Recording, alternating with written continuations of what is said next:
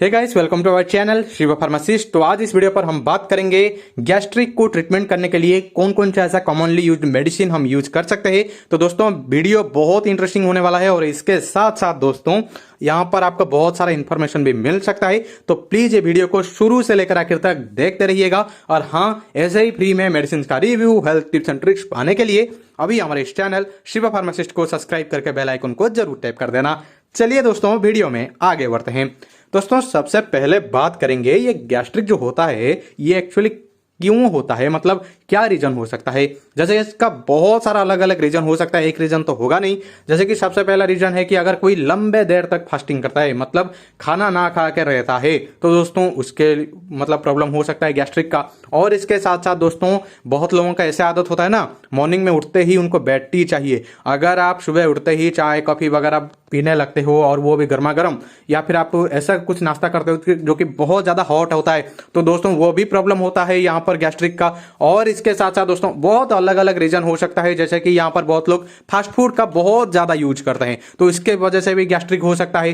ठीक है, और भी एज बढ़ने के साथ साथ भी आपका गैस्ट्रिक का प्रॉब्लम हो सकता है। और भी बहुत सारे रीजन है, जैसे कि यहाँ पर मान लीजिए कोई आप पेन किलर वगैरह लेते हो या फिर कोई दूसरे मेडिसिन लेते हो, और जो कि डॉक्टर ने पहले रिकमेंड किया है कि भाई ये जो मेडिसिन लेने से पहले आपको गैस्ट्रिक का मेडिसिन लेना है, लेकिन आप नहीं लेते हो तो भी आपको गैस्ट्रिक का शिकायत हो सकता है। ये बहुत सारा अलग अलग रीजन हो सकता है दोस्तों।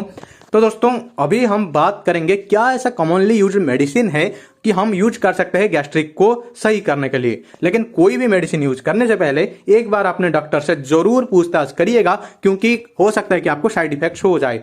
बात करेंगे दोस्तों अभी कि कौन कौन सा ऐसा मेडिसिन है जो कि हम कॉमनली यूज कर सकते हैं गैस्ट्रिक को सही करने के लिए। तो बेसिकली यहाँ पर दो कैटेगरी का मेडिसिन का हम यूज कर सकते हैं। जो सबसे पहला कैटेगरी है वो है पीपीआई का। दोस्तों पीपीआई मतलब प्रोटॉन पंप इनहिबिटर कैटेगरी का हम यूज कर सकते हैं। अभी बात करेंगे दोस्तों इसके अंदर में कौन कौन सा ऐसा मेडिसिन आता है, लेकिन उससे पहले हम बता देते हैं कि हम, जैसे कि मैं पहले ही बताया कि दो कैटेगरी का, तो पहला तो है पीपीआई का, तो दूसरा क्या है, तो भाई दूसरा होता है H2 एंटागोनिस्ट का। जी हाँ दोस्तों, ये दो कैटेगरी का मेडिसिन हम यूज कर सकते हैं। तो अभी एक एक करके बात करते हैं। जैसे कि प्रोटॉन पंप इनहिबिटर जिसको हम पीपीआई कैटेगरी बोलते हैं, उसके अंदर बहुत सारे मेडिसिन आते हैं। और उसको हम कैसे पहचानेंगे कि कोई भी मेडिसिन का मान लीजिए कि एंड में एजोल होता है ना, तो वो पीपीआई के अंदर आता है। जैसे कि ओमिप्रेजोल जिसके एंड में एजोल होता है, और इसके साथ साथ पेंटोप्रेजोल, रेबीप्रेजोल। ठीक है दोस्तों, तो ये सब जो है पीपीआई के अंदर आता है। अभी बहुत लोग कंफ्यूज हो जाएंगे कि भाई ये सब है क्या। तो दोस्तों मैं बताता हूं, इसका एक एक ब्रांड नेम आपको पता चल जाएगा।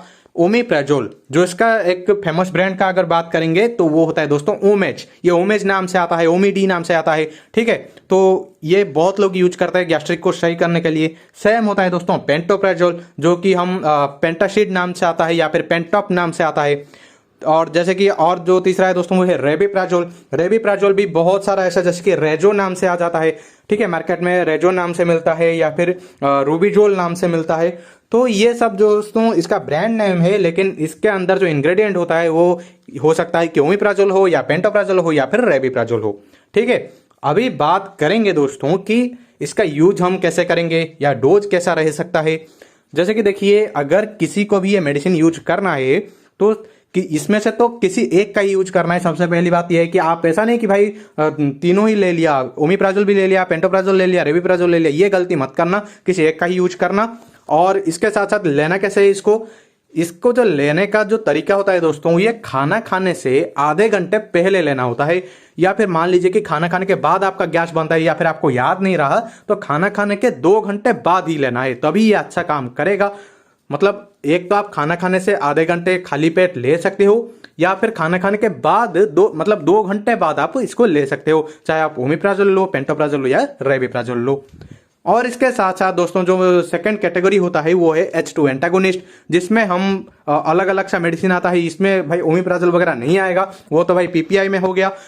तो H2 कैटेगरी में क्या क्या आता है, जैसे कि हम H2 रिसेप्टर एंटागोनिस्ट बोलते हैं इसको। ठीक है, या फिर आप हिस्टामाइन H2 रिसेप्टर एंटागोनिस्ट बोलते हैं।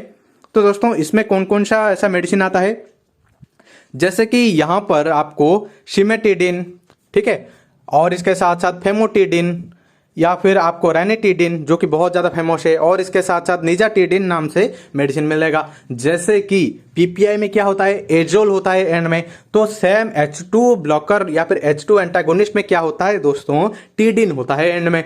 तो आपको ये पहचानने में बहुत ज़्यादा ईजी रहेगा। अगर मान लीजिए कि आप H2 एंटागोनिस्ट का कोई मेडिसिन ले रहे हो तो आप तो यहाँ पर रेनिटिडिन बहुत ज़्यादा फेमस है, ठीक है। तो रेनिटिडिन में अगर ब्रांड नेम का बात करेंगे तो वो एसिलोक नाम से आ जाता है। और इसके साथ साथ मान लीजिए कि आप फेमोटिडिन का कोई टैबलेट लेते हो तो दोस्तों यहाँ पर आपको फैमटेक 40 नाम से भी ये मेडिसिन मिल जाता है। या फिर निजाटिडिन का कोई कैप्सूल लेते हो तो ये तो जेनेरिक में भी मिल जाता है। तो दोस्तों ये सारे जो मेडिसिन है दोस्तों ये H2 एंटागोनिस्ट में आता है, और इसका भी यूज सेम ही है दोस्तों। मतलब आपको मॉर्निंग में आपको लेना होगा दोस्तों खाना खाने से आधे घंटे पहले, या फिर आप खाना खाने के 2 घंटे बाद। ये सुबह शाम आप ले सकते हो, 2 बार दिन में ले सकते हो, ठीक है दोस्तों। जो इसका स्ट्रेंथ है दोस्तों ये अलग अलग हो सकता है, ये जो है एज के हिसाब से हो सकता है।